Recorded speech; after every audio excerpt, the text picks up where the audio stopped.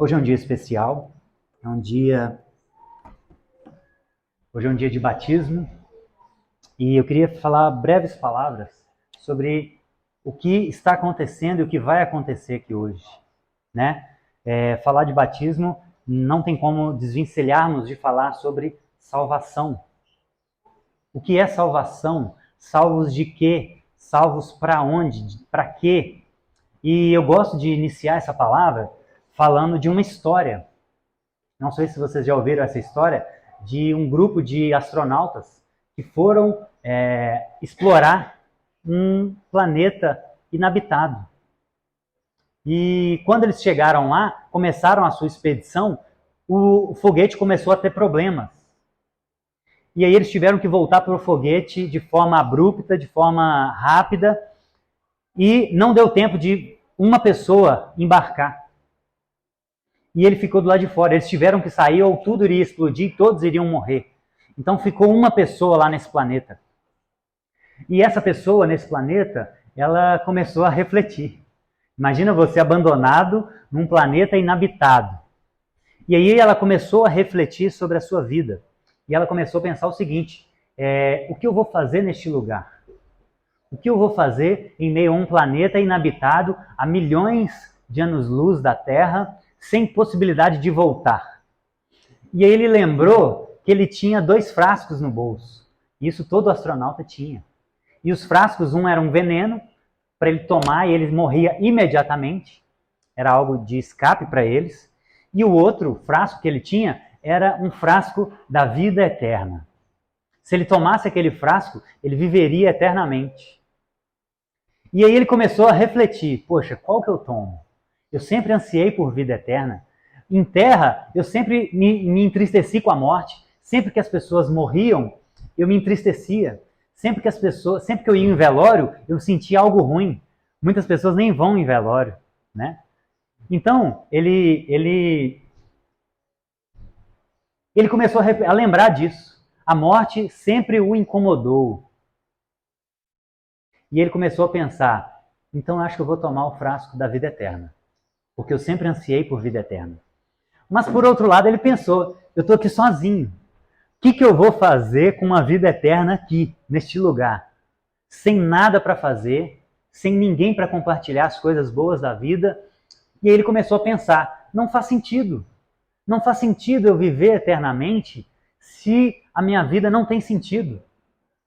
E aí ele tomou uma decisão. Ele falou: eu vou me suicidar. Vou tomar o veneno. Só que ele não tinha coragem. Foi uma decisão muito difícil para ele tomar. E aí quando ele decide, ele fala: eu vou tomar de uma vez para que eu não veja nada. E ele toma o frasco. E aí quando ele acaba de tomar o frasco, ele percebe que tinha trocado os frascos. Ele tomou por engano o frasco da vida eterna. E aí ele caiu num profundo desespero. Por quê? Porque ele estava condenado a viver eternamente uma vida sem sentido, uma vida inútil. E ele entrou em desespero. E essa parábola, obviamente que é uma parábola, ela me impactou muito quando eu ouvi pela primeira vez, porque ela nos faz refletir algo muito importante. Vida infinita não supre o nosso vazio existencial. Nós temos um vazio existencial dentro de nós que não somente infinidade de dias supre. Por quê? Porque nós precisamos de relacionamento. Nós fomos criados para nos relacionar com Deus, inicialmente lá no jardim, e o próprio Deus, quando viu Adão, disse para ele: não é bom que o homem esteja só, lá em Gênesis 2:18.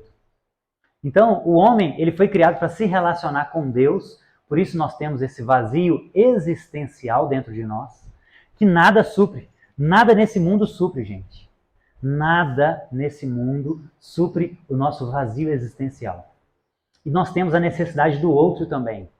Por isso que uma criança que nasce, os pediatras dizem isso, uma criança que nasce e fica afastada de convívio humano, mas é alimentado por sondas, ele não sobrevive. Por quê? Porque não é só nutriente que a gente precisa. Nós precisamos de calor humano. Então, uma criança que nasce e recebe somente nutrientes, ela morre por falta de amor, por falta de contato com outras pessoas. Então, infinidade de dias não resolve o nosso problema. Nós precisamos de uma pessoa. Precisamos estar com uma pessoa, que é Jesus, que é Cristo, é aquele que nos criou. E na eternidade nós estaremos também não só com Ele, mas com todos aqueles que o receberam. Então nós seremos completos na eternidade.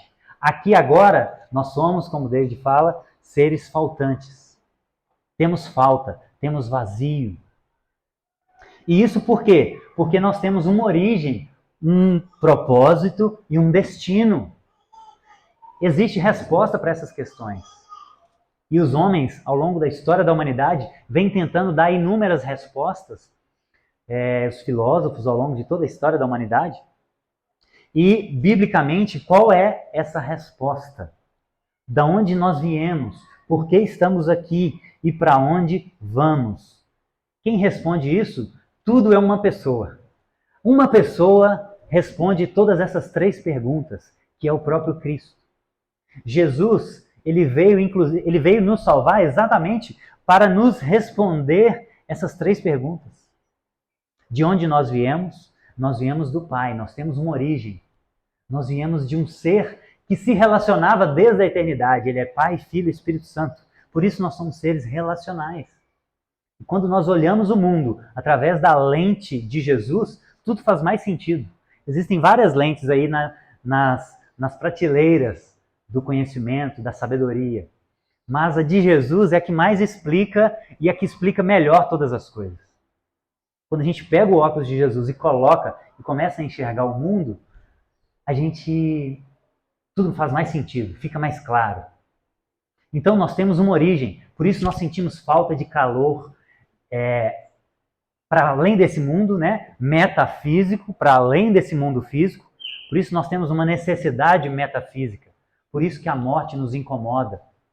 E por isso nós temos necessidade de relacionamento. Porque nós temos uma origem em Deus. E Ele nos criou para se relacionar. Criou uma auxiliadora para Adão, desde o princípio.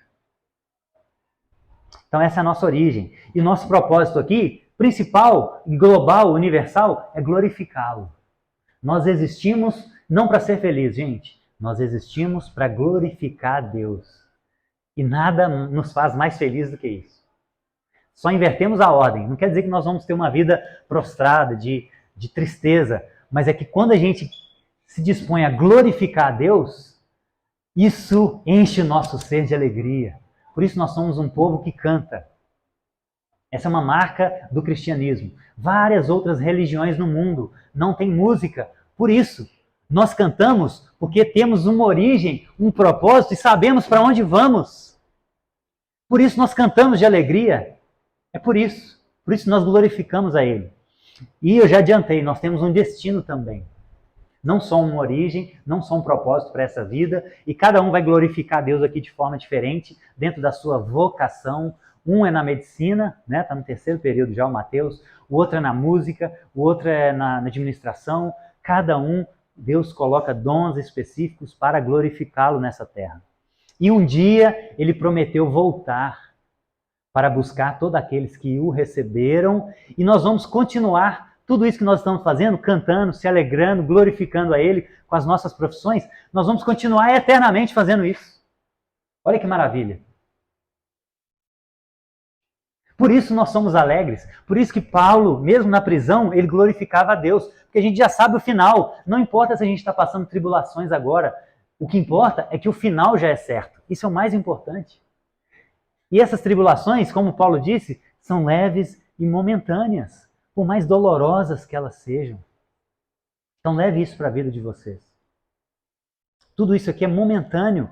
Os 80, 90, 100 anos que a gente vive aqui, perto de uma eternidade, são 5 minutos. São breves períodos de tempo. Então nós temos uma criação. Deus criou as coisas. Isso explica tudo. Isso explica por que tanta ordem. Isso explica por que tanta beleza. Porém, meus irmãos, houve um negócio chamado queda no meio do caminho. Queda foi o quê? Deus deu uma ordem para Adão e ele desobedeceu. E aí o pecado entrou no mundo. Então, além dessa beleza, ela é uma beleza desfigurada. nós vemos um pouco de problemas no mundo. Catástrofes, doenças, maldade.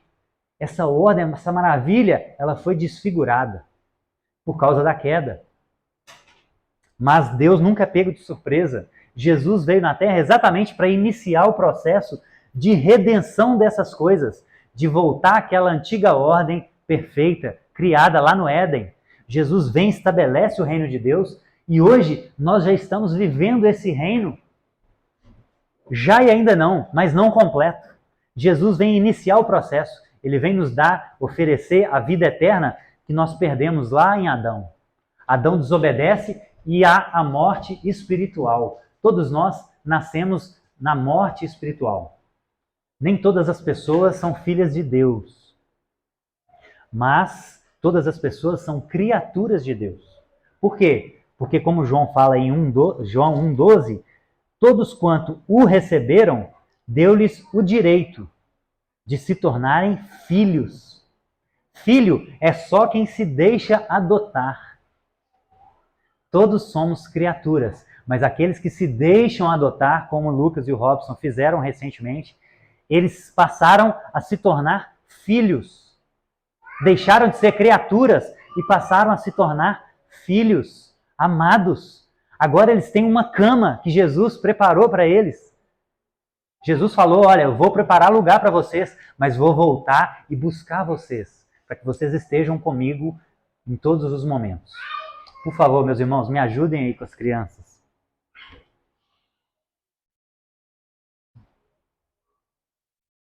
Então, Adão era a forma do bolo. Adão foi a primeira forma do bolo, foi o primeiro homem. Só que essa forma caiu e amassou. E aí, todos os bolos depois vieram amassados. Não é isso? Se uma forma amassa, você faz bolo com ela, todos vão vir com o mesmo amassado. Então, Adão era a nossa forma. Ele caiu e nós caímos juntos. Nós herdamos a natureza pecaminosa. Então, todo ser humano que nasce da terra, essas criancinhas maravilhosas, a Amandinha dançando aqui, coisa mais pura, coisa mais linda, todas elas têm a raiz do pecado dentro delas. Por isso que desde criancinha, né, Daniel? Daniel é o mais recente. Todas elas, a gente tem que ensinar desde pequenininho. Olha, tem que emprestar coisa para o coleguinha. Por quê? Porque o pecado já está dentro delas. Elas ainda não têm consciência. É diferente. Mas o pecado já está dentro delas. E elas, em algum momento, precisam ter um encontro pessoal com esse Criador. Então não adianta se é filha de pastor, se é filha de padre não, né? Se é filha de alguma pessoa que nasceu na Igreja Católica Romana, não importa. Não importa a tradição religiosa da qual você veio. Você nasceu com o pecado de Adão. Não importa. Não importa se você foi um ótimo religioso. Se você ia à missa, como eu ia, se você ia à igreja, dava o seu dízimo, ia no culto. Não importa. Jesus, Deus não é evangélico, nem católico. Deus é Deus. E Ele vem buscar os seus filhos, e não rótulos religiosos. Então não importa a sua história. O que importa é, você, é o que a Bíblia diz, você herdou essa natureza pecaminosa de Adão. Todos nós éramos merecedores da ira de Deus, por natureza, como diz a Escritura. E aí, em algum momento da nossa vida, sendo filho de cristãos ou não, como os nossos filhos, eles precisam ter esse encontro pessoal com Jesus, como o Robson e o Lucas teve. E eles tiveram as suas trajetórias religiosas. O Pedro também teve a sua trajetória religiosa. Ele era judeu, ele se orgulhava disso. E depois de 3 anos caminhando com Jesus, o que Jesus fala com ele? Pedro, Satanás quis te ceifar, eu orei por você. Então, quando você se converter, Pedro, apacenta as minhas ovelhas. Então, Pedro achava que ele já era cristão, mas ele ainda não tinha entregue o coração. Ele ainda não tinha tido um encontro pessoal com Jesus. Então, não importa a nossa tradição religiosa, se é judaica, se é católica, romana, protestante, isso para Deus não importa. Todos nós precisamos ter um encontro pessoal com Ele um dia, por causa dessa queda. E Jesus veio exatamente para isso. Jesus veio na Terra para nos ligar de novo a Deus. Nós estávamos mortos, separados de Deus. Jesus vem, nos dá a mão, ele é Deus também, ele dá a mão para o Pai e nos une novamente. É isso que Jesus faz. E aí, quando a gente recebe a Cristo, como eles fizeram, a gente inicia um processo de santificação. E nós vamos nos santificando a cada dia. Isso vai demorar até Jesus voltar ou a gente morrer. Até o fim da nossa vida. Então esse é o plano de redenção de Deus. Jesus veio na Terra exatamente para consertar o que o primeiro Adão fez. E Paulo chama Jesus de o segundo Adão. O que o primeiro Adão errou, o segundo Adão acertou. O primeiro Adão não conseguiu ceder, não conseguiu segurar e resistir à tentação. O segundo Adão veio sem pecado. Jesus foi tentado em todas as coisas, como diz a Escritura, mas não pecou. Ele conseguiu resistir. Então Jesus veio para consertar esse problema e nos oferecer vida eterna. Por quê? Porque todo mundo que nasce é criatura. Sem Deus, se morrer sem receber a Cristo, estará longe dele eternamente. Mas Jesus veio, estendeu a mão a todos e colocou à disposição de todos a salvação eterna. Não é isso? Quando João Batista vê Jesus, ele fala: eis o Cordeiro de Deus que tira o pecado do mundo. Não é isso que João 3,16 diz? Deus amou o mundo de tal maneira que entregou o seu Filho para que todo aquele que nele crê tenha a vida eterna. Jesus falou: aquele que beber da minha água jamais terá sede. É uma figura de linguagem para falar o seguinte: olha, só eu supro o seu vazio existencial. Nada nesse mundo supre o seu vazio existencial, só eu. Porque eu sou a água da vida, eu tampo a sua sede eternamente, eu sou o pão vivo que desceu do céu, eu supro a sua fome eternamente. Ele é a água da vida, ele é o pão da vida. Então o que a gente tem que fazer para receber essa salvação? Tá bom, Bruno, eu sempre fui religioso, mas eu nunca tinha ouvido falar isso. Que eu preciso entregar minha vida pessoalmente para Jesus, eu nunca tinha ouvido falar. Como a gente faz então? Olha lá comigo, em Atos 16, 31. Atos 16, 31. Atos é o livro que conta o início da igreja, gente. Depois dos 4 evangelhos, vem o livro de Atos dos Apóstolos, ou seja, foram as ações, né, os atos dos apóstolos. Então aqui está registrado o início da igreja. Atos 16, 31, olha que interessante. Pedro, Paulo e Silas estão presos. E aí, onde eles estão, eles pregam o evangelho. Óbvio, isso é o que todo cristão faz. Onde eles estão, eles pregam o evangelho. E esse é o exemplo, o caso que eu contei, que eles estavam cantando, inclusive. E aí o carcereiro, no verso 29, olha, o carcereiro pediu luz, entrou correndo e trêmulo. Por quê? Porque Deus tinha aberto a prisão milagrosamente e o carcereiro ficou com medo, porque quando os fugitivos fugiam naquela época, o responsável morria pelo Império Romano. Ele era morto. E ele entrou trêmulo, com medo, prostrou-se diante de Paulo e Silas. Então levou-os para fora e perguntou: senhores, que devo fazer para ser salvo? Porque aquele carcereiro talvez teve a sua história religiosa também, no judaísmo, ou seja, na religião que ele estava, na época aqui, era uma religião greco-romana. Ele tinha a sua história religiosa, mas Paulo e Silas apresentaram o Salvador a eles, e não uma religião. E aí o que ele pergunta? O que eu devo fazer então para ser salvo? Olha a resposta de Paulo. Eles responderam: creia no Senhor Jesus e serão salvos você e o da sua casa. Então, o que Deus, o Criador de todo o universo, olhou para nós pecadores e nós merecíamos ser punidos pelo pecado? O que ele fez? Ele falou o seguinte: se eu punir a humanidade, não vai restar um, porque todos pecaram. Então eu vou ter que tomar o pecado para mim mesmo. E Jesus fala: Pai, então eu vou. Jesus toma essa iniciativa e decide vir na terra, sofrer e pagar o pecado que era nosso. E nos oferecer a salvação eterna. E aí, o que ele exige de nós? Ele não exige nada. Nós não temos que fazer nada. Por isso que a salvação é totalmente pela graça. Isso é estranho para a gente, porque tudo na nossa vida tem um preço. Mas para ser salvo, O melhor de tudo não tem preço. Olha que interessante. As coisas boas da vida têm preço, mas a melhor coisa da existência humana não tem preço, é de graça. É apenas crer no Senhor Jesus. Crer no Senhor Jesus. E não só crer, como João diz em João 1,12. Vai lá comigo agora, João 1,12, Evangelho de João, o quarto evangelho. Mateus, Marcos, Lucas e João. Olha o que João diz. Contudo, aos que o receberam, aos que creram no seu nome, deu-lhes o direito de se tornarem filhos de Deus. Então nós temos que crer e receber a Cristo. Receber. É um ato seu, é individual. Somente você pode receber a Cristo. Ninguém pode receber por você. Isso é um ato individual. Por quê? Porque um dia todo ser humano estará diante de Deus no grande juízo final e prestará contas da sua vida. Então não vai adiantar você falar, mas eu nunca ouvi falar. Impossível.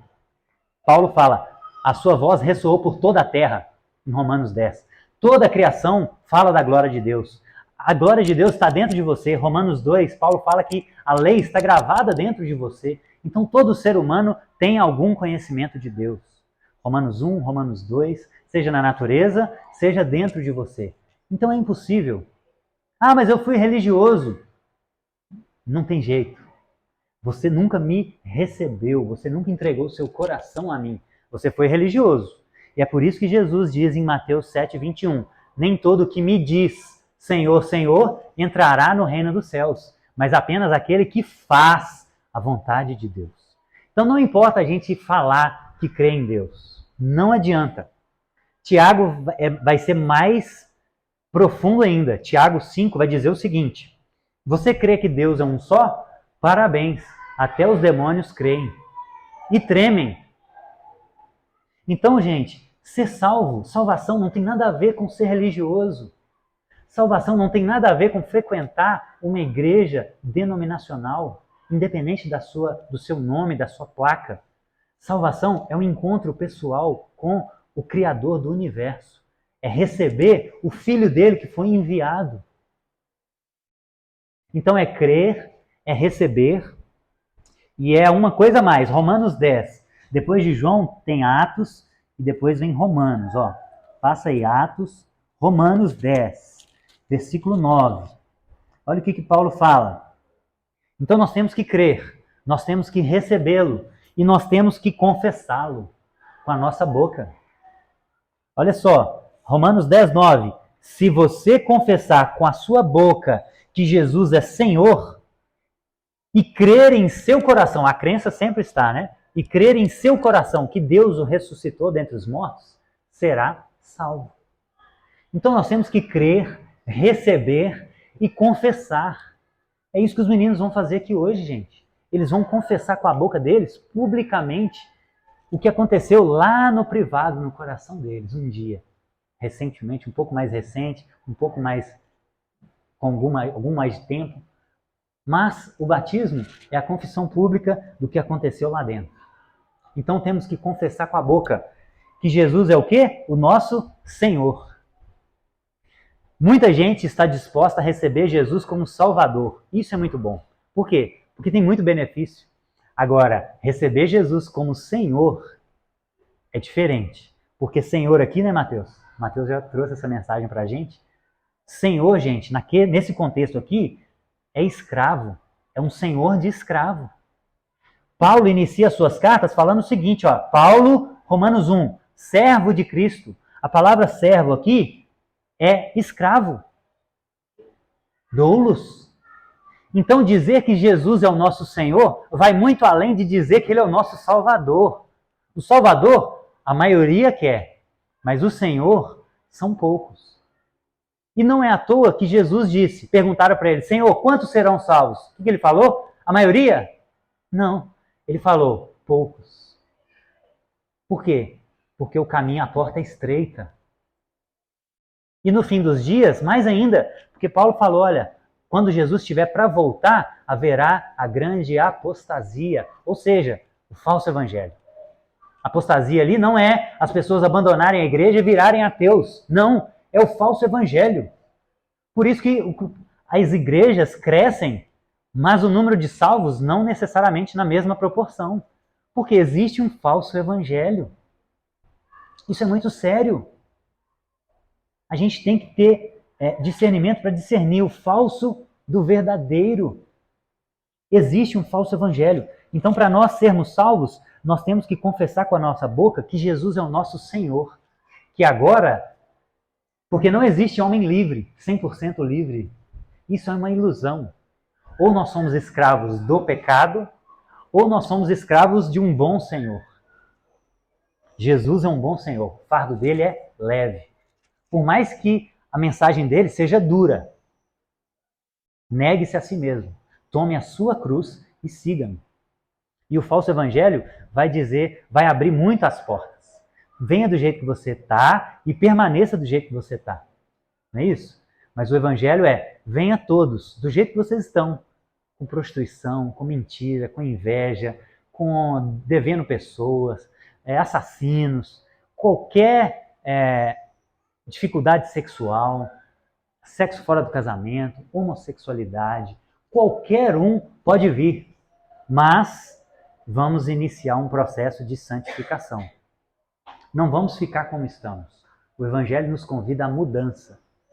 Então, a igreja é inclusiva nesse sentido. Nós abraçamos todos, mas queremos e estamos nesse processo também, cada um de nós. Estamos nesse processo de mudança contínua. Então, nós temos que confessar com a boca. Da mesma forma como você já fez um pacto com o seu cônjuge, um dia você teve que ir diante de testemunhas e falar os seus votos. Eu recebo fulano, ciclano, como legítimo esposo, esposa. Por quê? Porque ali você está se comprometendo com o que você fala. Por isso que nós temos que falar com a nossa boca, confessar com a nossa boca que Jesus é o nosso Senhor. E ai de mim se não fosse a igreja, porque um dia eu fiz isso, mas nós batizamos junto, eu e Mateus. Um dia nós fizemos isso perante a nossa igreja, e ai de mim se não fosse a igreja.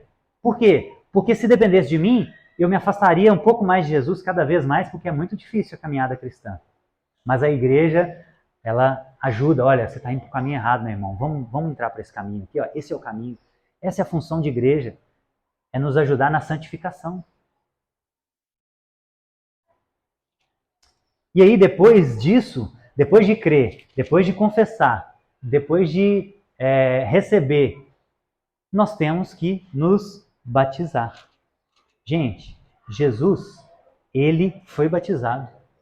Lá em Mateus capítulo 28, 19. Foi uma ordenança de Jesus, né? Vão, preguem a todo mundo, façam discípulos de todas as nações, batizando-os em nome do Pai, do Filho e do Espírito Santo. Então Jesus ordenou o batismo e o próprio Jesus batizou. E Jesus disse em Marcos 16:16 que aquele que crer e for batizado será salvo. Então o batismo salva? Não necessariamente, porque o ladrão na cruz entregou a vida dele a Cristo aos 45 do segundo tempo, morreu e foi salvo. Jesus confirmou para ele, você estará comigo hoje no paraíso. Mas, para nós, no geral, o batismo é um sinal de arrependimento. E por isso que João Batista batizava. O batismo surge na cultura judaica. Os judeus se purificavam cerimonialmente. Eles purificavam as coisas. Se tinha uma roupa com mofo, eles tinham que banhá-la em água e deixá-la afastada para ela se purificar. Então os judeus, eles se banhavam também como um sinal de purificação. O batismo surge ali, com os judeus. João Batista, ele vem e traz um novo significado. Olha, agora vocês vão se batizar em sinal de arrependimento. João Batista batizava como um sinal de arrependimento. E aí o Novo Testamento, Jesus vem, olha lá comigo agora em Romanos 6, volta um pouquinho, nós estamos em Romanos 10, Romanos 6. Olha o que Paulo fala do batismo. O que significa o batismo na nova aliança, no Novo Testamento. Romanos 6:3. Ou vocês não sabem que todos nós que fomos batizados em Cristo Jesus, fomos batizados em sua morte? Portanto, fomos sepultados com ele no batismo, na morte por meio do batismo, a fim de que, assim como Cristo foi ressuscitado dos mortos, mediante a glória do Pai, também nós vivamos uma vida nova. Então, olha só, a nova aplicação do batismo. O batismo de João Batista era só para arrependimento, mas depois que Jesus vem, morre e ressuscita, o batismo toma um significado mais profundo. O batismo é um simbolismo da morte do velho homem e a ressurreição de um novo homem. Por isso que faz tanto sentido o batismo por imersão. Porque quando a gente for mergulhar os meninos, eles vão ficar alguns segundos sem respirar. Aquilo ali simboliza o sepultamento do velho Lucas, do velho Robson. Aquele que nasceu com a raiz do pecado de Adão. E aí nós vamos sepultá-los ali agora. E aí, quando a gente volta com eles, eles respiram novamente. Ali é um símbolo da ressurreição de uma nova criatura. Que Paulo fala em 2 Coríntios 5,17. Os que estão em Cristo são nova criatura. As coisas velhas se passaram, tudo se fez novo. Então esse é o significado do batismo na nova aliança. Sepultar o velho homem e ressurgir um novo homem. E olha comigo, Jesus foi batizado em Mateus capítulo 3. Quando a gente olha na Bíblia, no livro de Atos principalmente, que é o livro do início da história da igreja, Paulo falou que existe uma só fé e um só batismo. Né? A gente conversou muito sobre isso nas nossas aulas. Como é esse batismo então? Quando a gente vai olhar para o Novo Testamento, o que a gente percebe? Jesus foi batizado. Lá em Atos 2, vamos lá. Atos 2:36. Volta um pouquinho, no livro de Atos.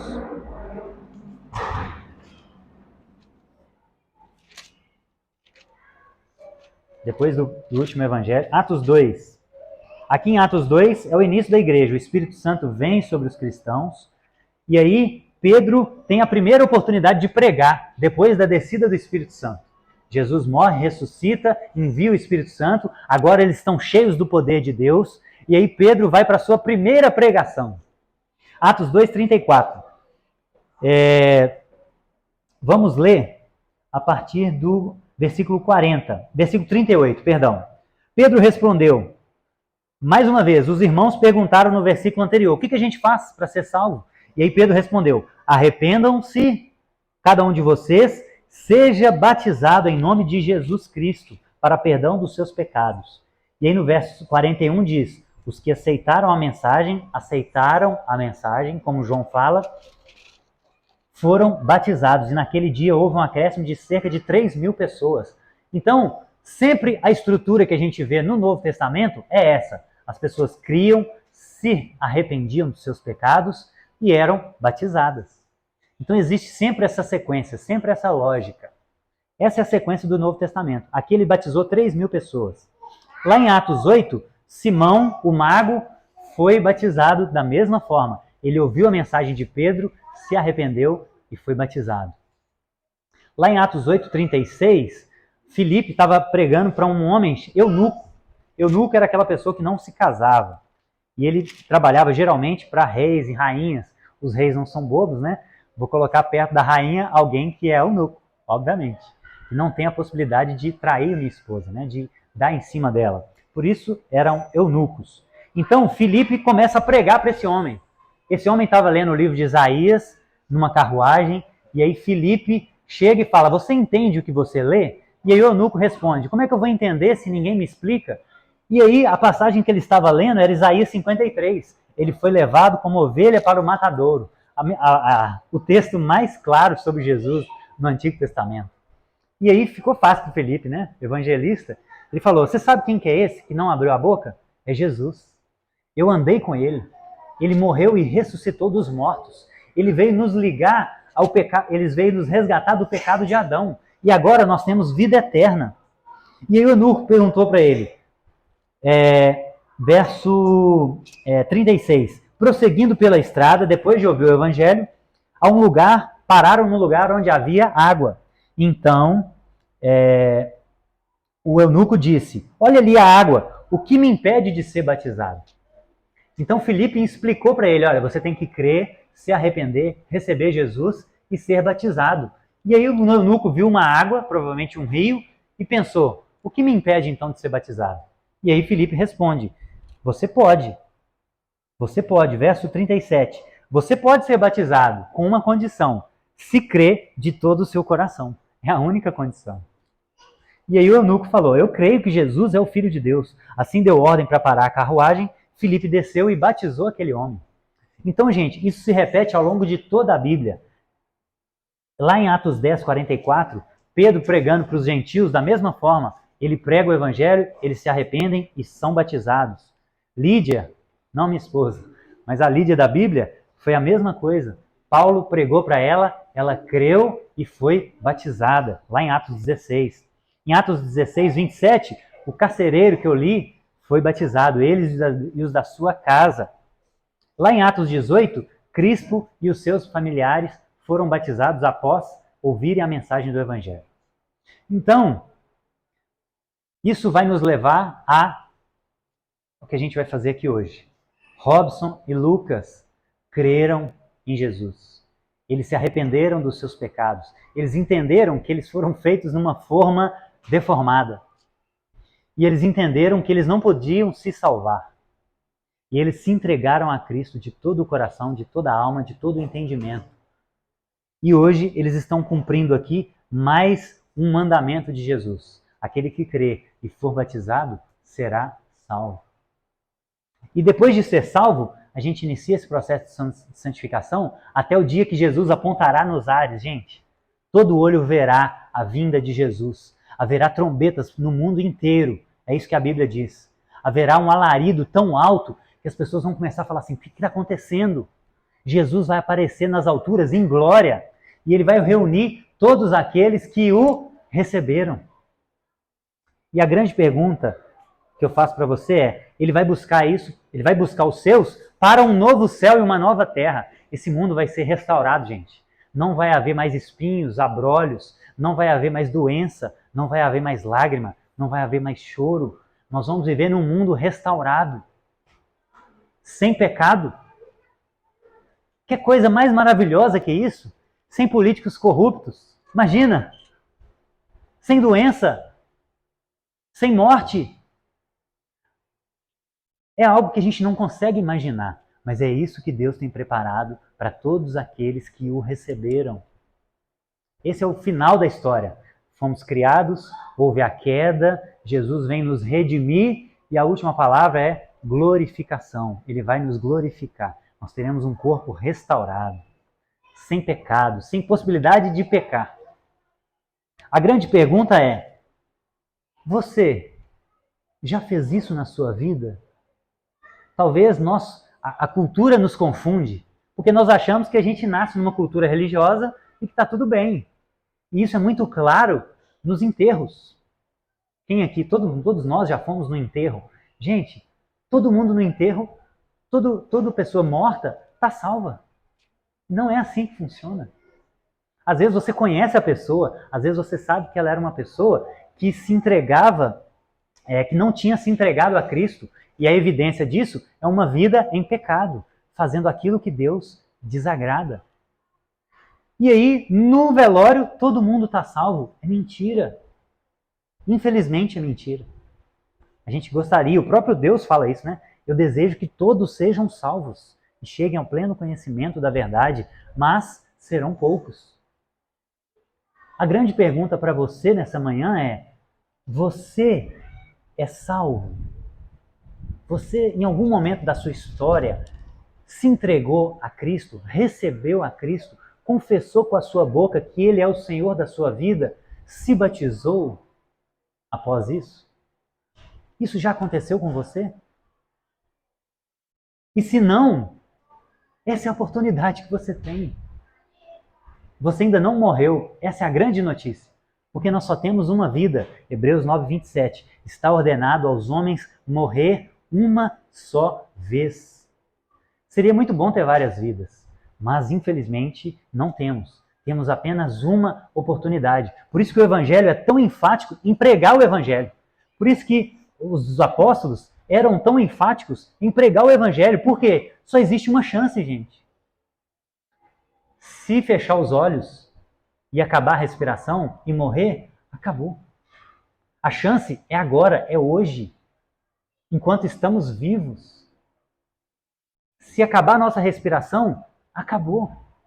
Só temos duas escolhas: ou viver eternamente com Deus, ou viver eternamente longe de Deus. Por quê? Porque nós o rejeitamos. Rejeitamos o maior presente que Deus podia nos oferecer, o seu Filho amado. Então, hoje pode ser o dia, como aconteceu comigo há 13 anos. 13, 15 anos. 14 de fevereiro de 2007, eu estava dando esse passo com Deus. Eu tinha a minha história religiosa, eu tinha a minha história de religioso, mas eu nunca tinha lido a Bíblia. Eu nunca tinha me preocupado em saber o que Jesus agrada, o que ele não agrada, para eu adequar a minha vida a ele. Eu era apenas um religioso, como Pedro era. Mas um dia eu ouvi essa mensagem e eu abri o meu coração e me entreguei a ele. E hoje pode ser o seu dia. Se você nunca se entregou a Cristo, se você nunca recebeu a Cristo, se você nunca confessou Ele com a sua boca, você pode fazer isso hoje. E, como o eunuco disse, olha ali a água. O que me impede de ser batizado? O eunuco viu um rio e falou: eu quero isso agora para mim. Nós temos túnica ali dentro. Se você nunca se entregou a Cristo, você tem essa oportunidade hoje de crer, ser batizado no mesmo dia. Você tem essa oportunidade. Eu queria te convidar a ficar de pé.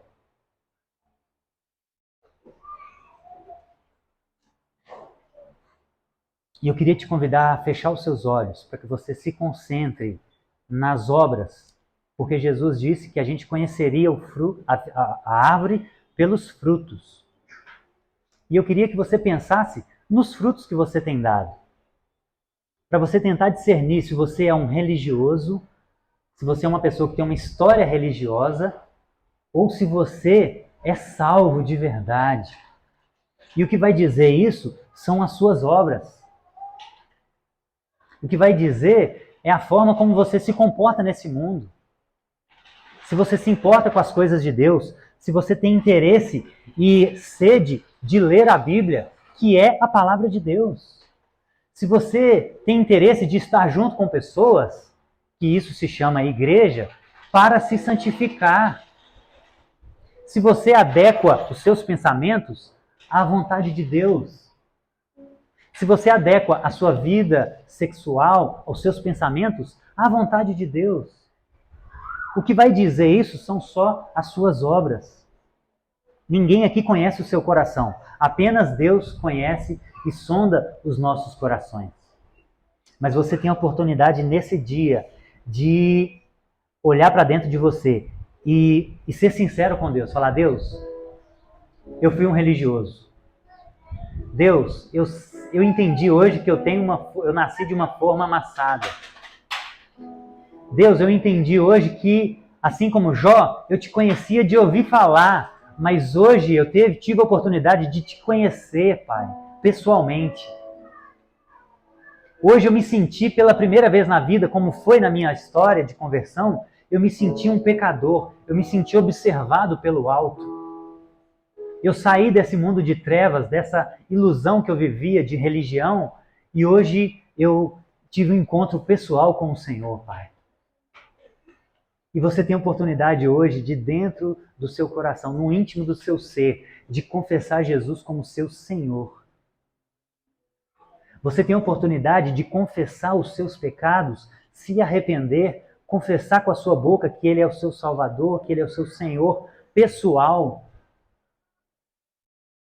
E você pode receber hoje a dádiva da vida eterna, o dom mais precioso que se pode receber na existência.